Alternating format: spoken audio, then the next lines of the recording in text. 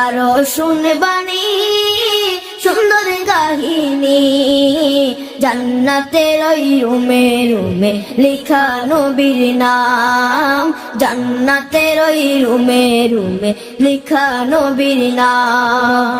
রহমতে আলম নূরে মুজাসম, রহমতে আলম নূরে মুজাসম, সাহাবীরা আতর বানায় ওই নবীজির হাত, সাহাবীরা আতর বানায় ওই নবীজির হাত, সাহাবীরা আতর লাগায় ওই নবীজির হাত, সাহাবীরা আতর লাগায় ওই নবীজির হাত।